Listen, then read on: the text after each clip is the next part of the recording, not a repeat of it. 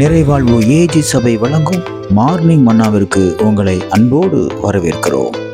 கர்த்தருடைய பரிசுத்த நாமம் மகிமைப்படுவதாக. இந்த நாளிலே உங்களை சந்திப்பது மிகுந்த சந்தோஷம். எனக்கு அன்பான தேவ பிள்ளைகளே, பல பிரச்சனை மாட்டிக்கிட்டு சிக்கி தவித்து கொண்டிருக்கீங்களா?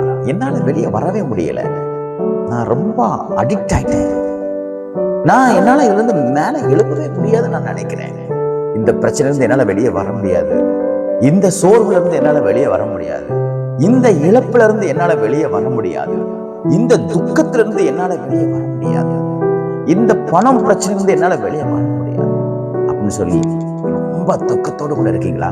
இன்னைக்கு கர்த்தர் உங்க கூட தான் பேசுகிறார். நான் வாசிக்கிறேன் பாருங்கள்.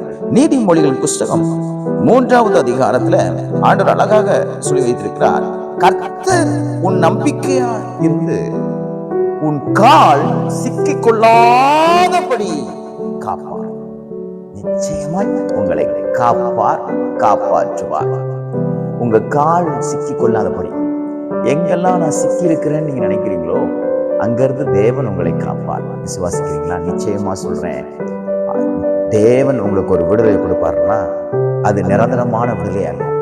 அது எப்பேற்பட்ட பிரச்சனையில இருந்தாலும் சரி, ஒரு வியாதியின் கொடுங்கோலா இருக்கலாம். வியாதியிலிருந்து கர்த்தர் உங்களை சுகமாக்கும் பொழுது திரும்ப அந்த வியாதி உங்களுக்கு வருவது இல்லை. கர்த்தர் ஒரு பரிபூர்ணமான ஒரு விடுதலை தேவன் தருவார். சிக்கி கொள்ளாதபடி காப்பார். பிசாசு போராட்டத்துல நீங்க சிக்கி தவித்துக் கொண்டிருக்கீங்களா?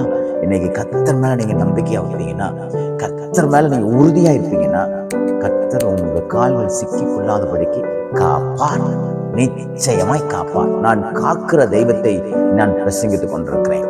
உங்களை ஒருபொழுதும் கீழே விழாதபடிக்கு, எந்த காரியத்தில் நீங்க சிக்கி கொள்ளாதபடிக்கு, சிக்கி தவிச்சிட்டு இருக்கீங்கல்ல, சில மன பிரச்சனையில, சில குணத்துல, சில சிந்தனையில, சில பார்வையில, சில வார்த்தையில நீங்க சிக்கி தவித்து கொண்டு என்ன செய்யறதுன்னே தெரியாம குழம்பிக் கொண்டிருக்கிற உங்களை பார்த்து கர்த்தர் சொல்கிறார், உன் கால் சிக்காதுவா, உன் கால் சிக்காது, உன் வாழ்க்கை சிக்காது, உன் பிரச்சனைகள் மாட்டிக்க மாட்டேன், உன்னுடைய உனக்கு விரோதமாய் செய்யப்பட்டிருக்கிற எந்த காரியத்தையும் மாட்டிக்க மாட்டேன். காரணம், உன்னை தப்புவிக்கும்படி நான் உன்னோட இருக்கிறேன். நீ என்ன நம்பிக்கை வைப்பான்? கர்த்தர் உங்களுக்கு நம்பிக்கை இருப்பான். மனுஷன் நம்பிக்கை வைப்பான், மேல நம்பிக்கை வைப்பீங்கன்னா அவன் உங்களை சிக்கி உங்களை வச்சுக்குவான், உங்களை சிக்கி விட்டுட்டு அவன் போயிடுவான். ஆனா கர்த்தர் மேல உங்க நம்பிக்கை இருக்குன்னா அவர் உங்க கால்களை சிக்கி கொள்ளாதபடி காப்பார்.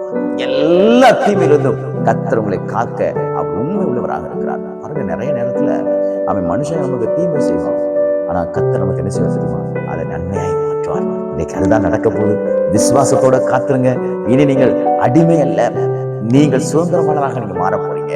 இனி நீங்க சிக்கிக் கொள்கிறவர்கள் அல்ல, நீங்கள் அவைகளிலிருந்து விடுதலை பெற்றவர்களாய் தேவன் உங்களை மாற்ற போறார். கர்த்தர் உங்களுக்கு நம்பிக்கையாக இருப்பார். ஆனால் உங்க கால்கள் சிக்கிக் கொள்ளாதபடிக்கு கர்த்தர் காப்பார். God bless you.